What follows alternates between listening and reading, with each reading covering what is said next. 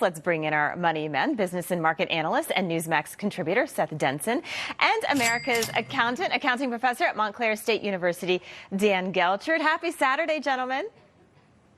Morning, Allie. Morning, Dan. All right, guys. So today the topic is mandates. Seth, the vaccine mandate set to take effect on Monday. Thousands of New York police officers and firefighters, they're going to be sent home without pay. I mean, these are qualified professionals. We've already seen a shortage of first responders in many cities. How hard will this be to replace them? They're impossible to replace. Listen, let's talk about this for a second, because this one really bothers me. We just celebrated the 20th anniversary of 9/11. Where we lost literally hundreds of New York firefighters and police officers who ran into burning buildings. These are heroes. These are people who, would anybody not have wanted them to run into that building because they didn't have a vaccine? This is the most insane thing I've ever heard. They're impossible to replace. We should be applauding them, not sending them home.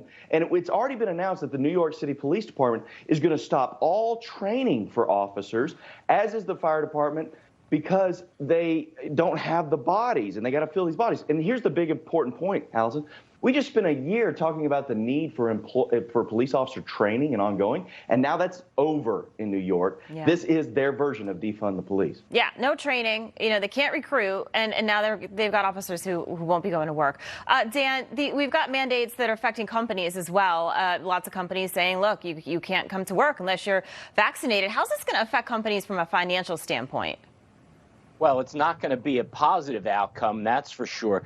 So many companies out there across the country and even the world are really hurting to get workers in place. They simply can't deliver either products or services. So if these companies now are going to be in a position where they are forced to let people go, it puts them in a position where they simply cannot increase their revenues, and that has a trickle effect down to everything. For example, money that is spent, let's say, on advertising and all the related expenses to increase business, well, that's going to go away because companies can't keep up with the demand. So it is going in the exact opposite direction that we need to go to in this economy right now. Yeah, I mean, you go to restaurants, you're waiting forever because there's only a couple servers, there's long lines because they can't get workers. And you're right, it's probably just going to get worse.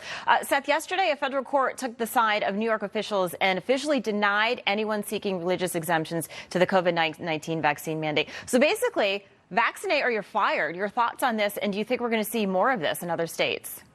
Yeah, listen, I don't know what happened to the freedom of religion in the United States, and I've read the Constitution. It doesn't specify what religion. Listen, in reality, the way the Constitution reads, I could start the religion of Seth tomorrow, right? And that has just gone out the window here. Now, on the flip side, there is the right of employers to have specific protocols. And so this is the sad part of this, where I think there's some conflict here. I think this is shameful. At the end of the day, again, Alison, we've talked about this. I've been vaccinated, but it was a personal decision. I'm not an anti-vaxxer. But at the same time, I think people should have the right to make that decision, and they certainly shouldn't lose their job as a result of it. And I'm sad that the courts ruled this way. Yeah, no, I think a lot of people agree with you.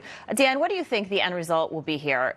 Are we going to get more workers vaccinated, or do you think companies are just going to keep being understaffed and cave to their demands? Like, what do you think is going to happen?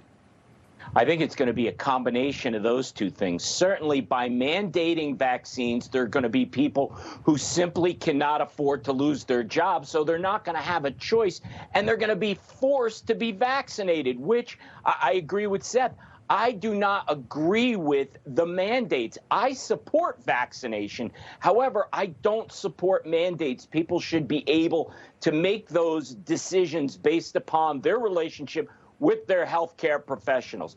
At the same time, I think, because I said both, you're going to have a situation where you're going to lose workers and you're going to have people that are going to get the vaccine because they have to. Yeah, we'll have to see how this plays out. All right, on a lighter note, it is Halloween Eve, and we thought it'd be appropriate to give some airtime to our two money men. I want to show, okay, this is you, Dan, right? How old were you? Yeah.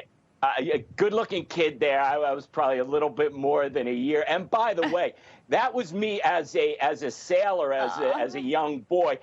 To wear that costume now, literally member of Congress, right? Spending like a drunken sailor. Yeah. Oh my gosh, I love it. And Seth, you sent this to me, and all of us in the newsroom said, yeah, no, that's definitely Seth. You haven't changed much. Well, I don't know about that. I think this is changing a little bit. But no, listen, I showed my support for our men in blue at 6 years old in that picture, and I still support them today. That was a good day. I love it. Are you guys going to get dressed up tomorrow?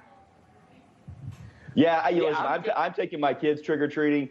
Probably there'll be some dress up along with it. I love it. All right. Well, thank you so much, gentlemen. You guys have a great weekend. We'll see you again the next hour. Thanks, Allie. All right. Thanks, Alison.